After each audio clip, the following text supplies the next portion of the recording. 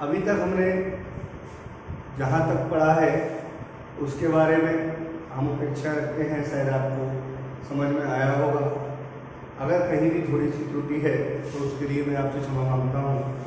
और कहीं भी अगर कोई भी टॉपिक में आपको दिक्कत आ रही है तो आप मुझे कमेंट्स कर बता सकते हैं।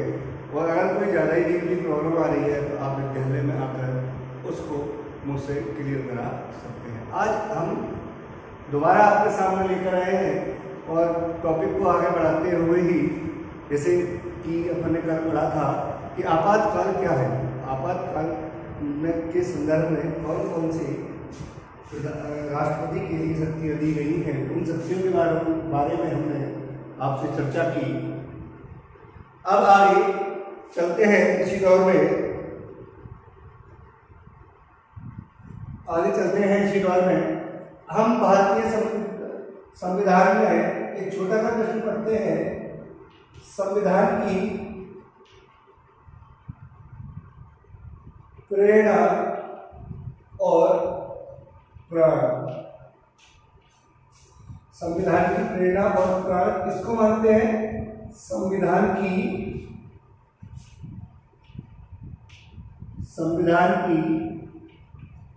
प्रस्तावना,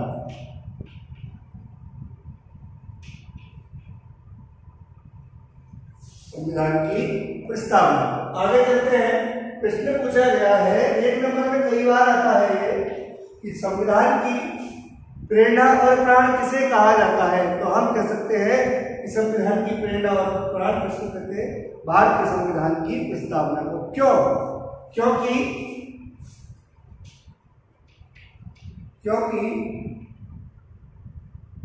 इसमें मौलिक लक्ष्यों को और उद्देश्यों को समझाया गया है। जैसे कि आप सभी जानते हैं, इसमें मौलिक लक्ष्यों और उद्देश्यों को दर्शाया गया है। उन दर्शाने के बाद क्या होता है? दर्शाना, दिखाना। हम उसको उपयोग में लेते हैं। जो हमारे लक्ष्य है, आप क्या बनना चाहते हो, क्या करना चाहते हो, देश के लिए क्या करना चाहते हो, अपने लिए क्या करना चाहते हो, तो उन सभी के लिए हमारे भारतीय संविधान में अर्थात प्रस्तावना में। लेकिन अगर आप और आगे चले तो भारतीय संविधान के भी 3 भाग होते हैं। भारतीय संविधान की प्रस्तावना के भी क्या भाग होते हैं? 3 भाग होते हैं। घोषणात्मक होता है, विवरणात्मक होता है, उद्देश्यात्मक होता है। जैसे कि संविधान की प्रस्तावना के 3 भाग होते हैं। पहला घोषणात्मक,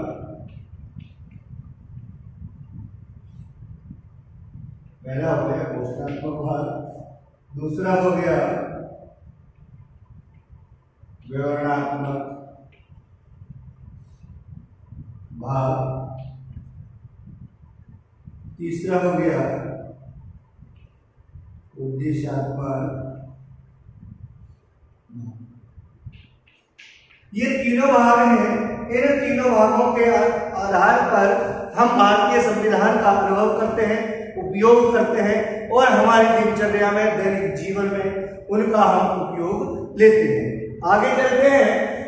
इसी कारण, क्योंकि जब आपने पढ़ी होगी भारतीय संविधान की प्रस्तावना कि हम भारत के लोग, जो भी भारतीय नागरिक है, जो भारत में पैदा हुआ है, जिसके पास भारत की नागरिकता है, वह हमारे भारतीय संविधान का उपयोग कर सकता है।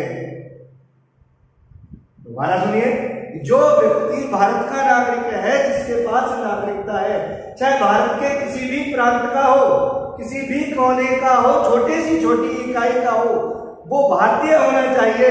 और जैसे ही वो भारतीय होता है कोई व्यक्ति, वह भारतीय संविधान का उपयोग करता है। दिए गए उसमें जो भी मौलिक अधिकार होते हैं संरक्षण की नीतियां होती हैं वह सभी का प्रयोग करता है और अपने देश का विकास करता है। क्लियर है? यहाँ तक आगे चलते हैं।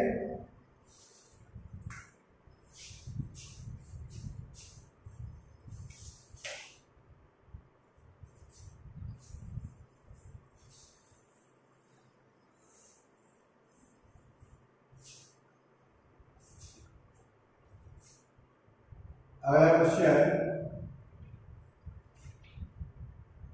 भारतीय लोकतंत्र व्यक्तियों की आजादी और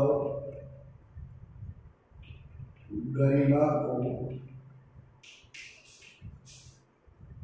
कैसे बढ़ावा देता है, समझिए।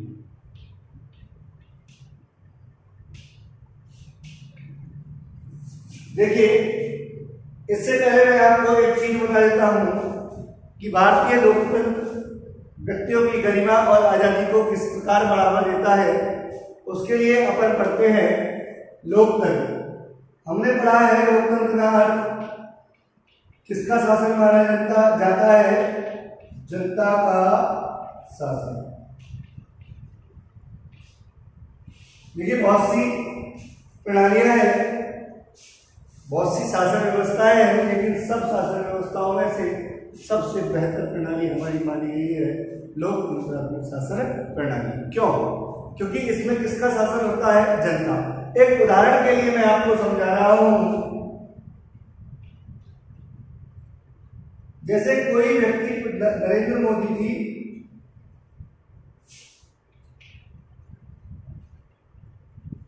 प्रधानमंत्री है हमारे देश के।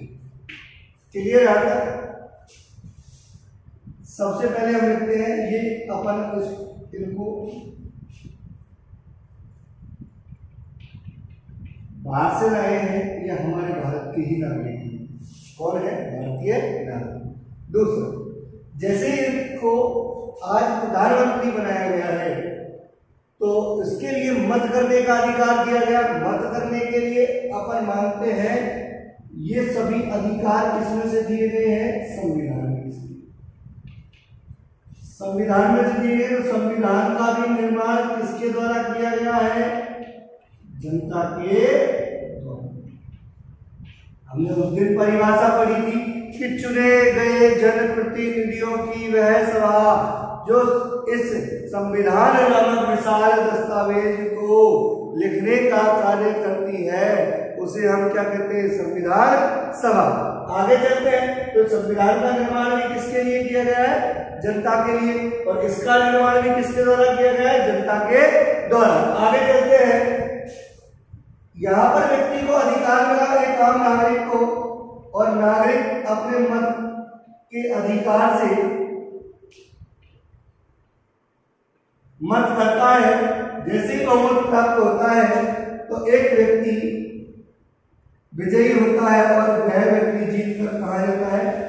देश का प्रधानमंत्री बनता है। जैसे ही प्रधानमंत्री बनता है तो अब इसकी जिम्मेदारी क्या होती है? जिम्मेदारी को हम आम भाषा में पढ़ेंगे जवाब देही। तो हमारा नेक्स्ट पॉइंट है कि जवाबदेही किसे कहते हैं? जिम्मेदारी किस व्यक्ति की होती है, कैसे होती है? क्योंकि हमने जिस सरकार का चयन किया है, हमने जिस व्यक्ति को प्रधानमंत्री के पद पर आमंत्रित किया है, वह व्यक्ति ऐसा होना चाहिए जो हमारा और हमारे देश का क्या करे? विकास। तो उसके लिए जाहिर सी बात है कि जब तक एक व्यक्ति विकास नहीं कर सकता, जब तक वह सही तरीके से कारगर सिद्ध न करे, कोई कार्य नहीं करे, तो उसकी जिम्मेदारी बनती है, जवाबदेही बनती है। क्यों बनती है?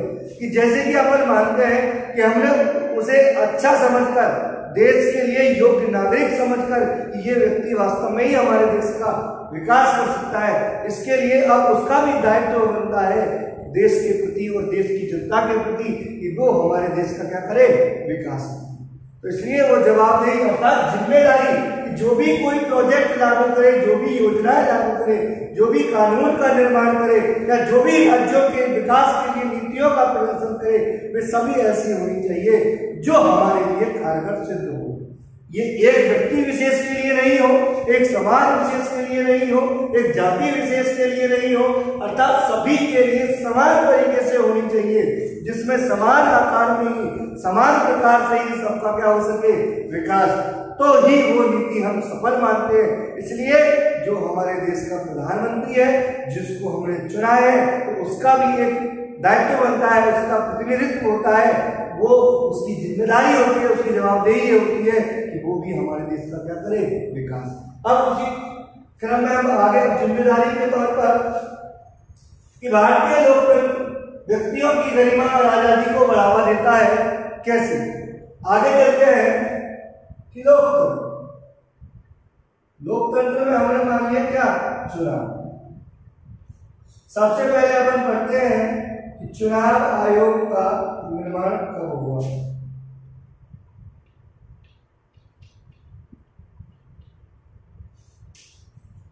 जनवरी 1950। क्लियर है? आगे चलते इन छोटे छोटे क्वेश्चनों को आप लिख लिया करो, ये आपके लिए कारगर सिद्ध होंगे, क्योंकि अपन यूट्यूब क्लास में प्रत्येक छोटे छोटे प्रश्नों पर शायद चर्चा नहीं कर पाए, इसलिए आप इसको लिख कर चलें। आगे चलते हैं कि व्यक्तियों की आजादी। आप जानते हैं अनुच्छेद 21, इसमें आता है जीवन जीने की स्वतंत्रता। क्या? जीवन जीने की स्वतंत्रता, लाइफ और लिबर्टी। कि हर व्यक्ति देश का जो नागरिक है, हमारे देश का नागरिक है, वह स्वतंत्र है और अपना जीवन आसानी से किसी भी प्रतिबंधों के अभाव में नहीं जी सकता, अर्थात उस पर किसी भी प्रकार से अंकुश नहीं लगाया जा सकता। तो इसके लिए हमारे भारतीय संविधान में अनुच्छेद 21 के माध्यम से उस व्यक्ति को जीवन जीने की स्वतंत्रता प्रदान की गई है। अब आजादी हो गई। दूसरी आजादी में और हम मान लें कि जैसे आपकी आयु कितने वर्ष की हो चुकी है, 18 वर्ष की। ये कोई जाहिर सी बात नहीं है कि आपके पापा जी जहां वोट दें आप भी वहीं पर वोट दें, नहीं। हर व्यक्ति स्वतंत्र है, अपनी इच्छा के अनुसार अपना मत कर सकता है, उसको जो भी अच्छा लगे। कोई सा भी, जितने भी प्रतिनिधि चुनाव में खड़े हैं, उसकी दृष्टि में कोई किसी में और योग्यता होती है, किसी में और कोई योग्यता होती है, तो वो किसी को भी अपना मत कर सकता है, और जो अपने आप में किसी भी प्रकार का उस पर कोई दबाव नहीं दे सकता, ना कोई परिवार का सदस्य दे सकता है, ना कोई बाह्य ताकतवर व्यक्ति दे सकता है, ना कोई भी एक राजनेता उस पर कोई दबाव दे सकता है। यहाँ तक कि आपने देखा होगा, जब कभी भी इलेक्शन होते हैं, पोलिंग बूथ पर आप कभी भी गए हो, तो अंदर जाने के लिए एक व्यक्ति ही होता है, वही जाता है। उसके जैसे ही वो मशीन के पास से निकल कर चला जाता है, तभी दूसरा व्यक्ति वहां पर जा सकता है। तो इसलिए न माँ के साथ बेटा जा सकता है, पति के साथ पत्नी भी नहीं जा सकती है, कोई भी नहीं जा सकता है। हर व्यक्ति अपने आप में स्वतंत्र होता है। दूसरा, गरिमा। कि अब हम जानते हैं कि लोकतंत्र है, और लोकतंत्र में किसका निर्माण हुआ है? सरकार का निर्माण हुआ। सरकार ने विभिन्न प्रकार की आजादियां दी, देश का विकास किया। आगे चलते गरिमा, कि हर व्यक्ति गरिमा होती है, जैसे कोई किसी व्यक्ति का किसी में अधिक से इंटरेस्ट हो, उसकी रुचि हो, जैसे खेल हो, नृत्य हो, साहित्य हो या कला हो, कला अकादमी कहते हैं।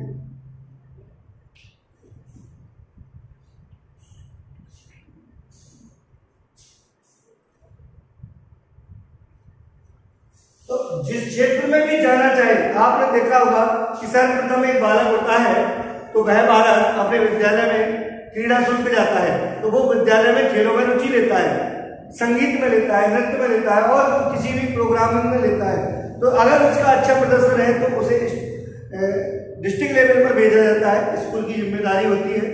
डिस्ट्रिक्ट पर अगर वो अच्छा प्रदर्शन करता है तो वहां से उसको स्टेट लेवल पर भेजा जाता है। जैसे ही वो स्टेट लेवल पर अपने राज्य का नाम रोशन करता है तो वह सरकार उसको अपने अधीन का उसे आगे भेजने के लिए पूरा प्रयास करती है। जैसे ही वो आगे जाता है, नेशनल खेलता है और नेशनल में कहीं भी वह व्यक्ति एशियाई कपों में अगर गोल्ड मेडल दिलाए, कांस्य दिलाए और कोई पदक दिलाए तो उसके द्वारा हमारे देश का गौरव ऊंचा होता है कि आज कि भारत के पास इतने स्वर्ण पदक मिले। भारत और पाकिस्तान में जैसे कि कोई मैच होगा और भारत जीत जाता है तो हम क्या कहते हैं, क्या विराट कोहली जीत गया, कोहली या फिर धोनी जीत गया? नहीं, हम कहते हैं कि आज भारत मैच जीत गया, क्योंकि उस व्यक्ति के नाम से, उन 11 सदस्यों के नाम से हमारे देश का नाम संबोधित हो रहा है, हमारे देश का नाम आगे बढ़ रहा है, हमारे देश का गौरव बढ़ रहा है। इसलिए हमारे लोकतंत्र में व्यक्तियों की आजादी हर व्यक्ति स्वतंत्र है। उस व्यक्ति पर किसी भी प्रकार का कोई भी प्रकार का किसी भी प्रकार की पाबंदी नहीं है, अपने आप में स्वतंत्र है, ना उस पर कोई जबरदस्ती से कोई धर्म ला सकते हैं। अपनी इच्छा के अनुसार वो चाहे किसी धर्म को परिवर्तित कर सकता है, किसी भी धर्म को वो अपना सकता है, यहाँ तक कि वह चाहे तो हमारे यहाँ से पलायन कर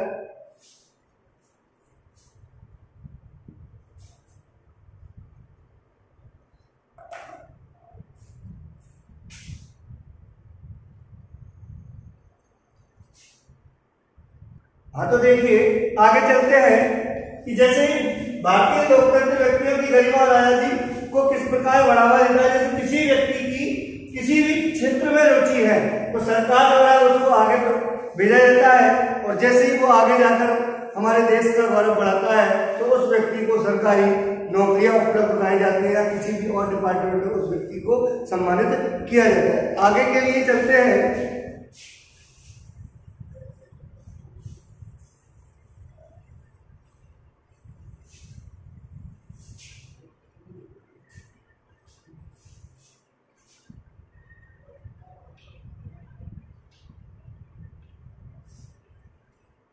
अनुच्छेद 25।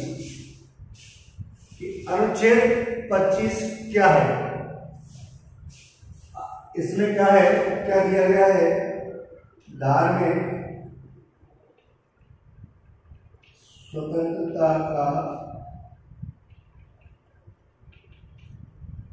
अधिकार। देखिए अभी अभी हमने बताया था कि व्यक्ति स्वतंत्र है और कहा था अपने व्यक्ति कि जो भारत देश का नागरिक है वो किसी भी धर्म का अनुसरण कर सकता है और न ही किसी व्यक्ति पर जबरदस्ती कोई धर्म लादा जा सकता है। तो उसके लिए हमारे देश में अनुच्छेद 25 के माध्यम से कुछ स्वतंत्रताएं प्रदान की गई है, और वो कैसी है? धार्मिक स्वतंत्रता का अधिकार। इसमें क्या होता है, व्यक्ति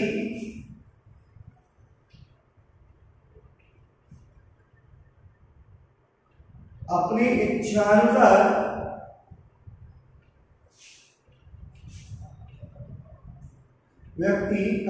इच्छानुसार किसी भी धर्म का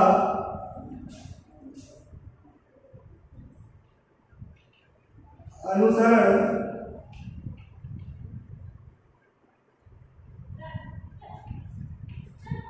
कर सकता है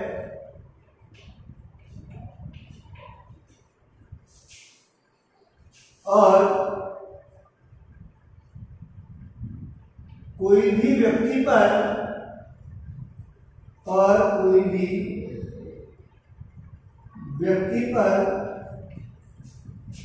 सरकार द्वारा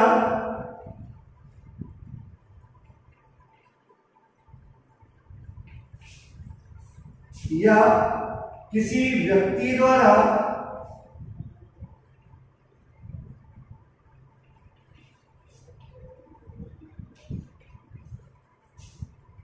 या किसी जाति विशेष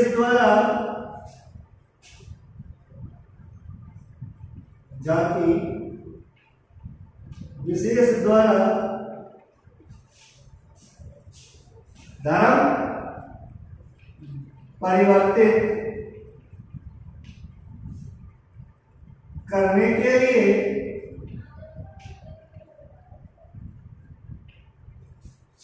दबाव नहीं डाला जा सकता है।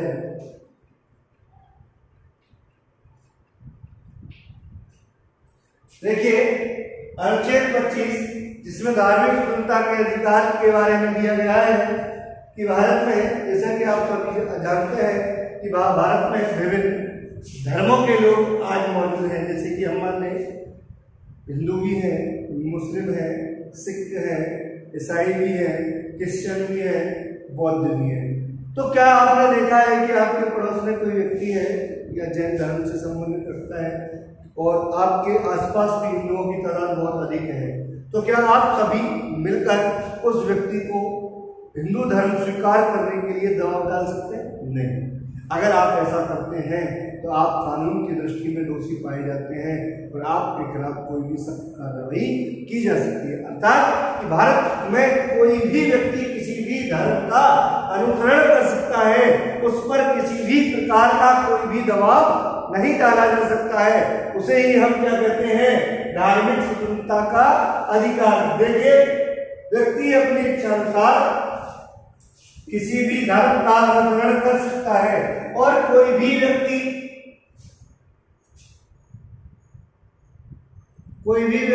उस पर सरकार द्वारा या किसी व्यक्ति द्वारा या किसी जाति विशेष द्वारा धर्म परिवर्तन करने के लिए दबाव नहीं डाल सकता है। ठीक, नेक्स्ट अगले वीडियो।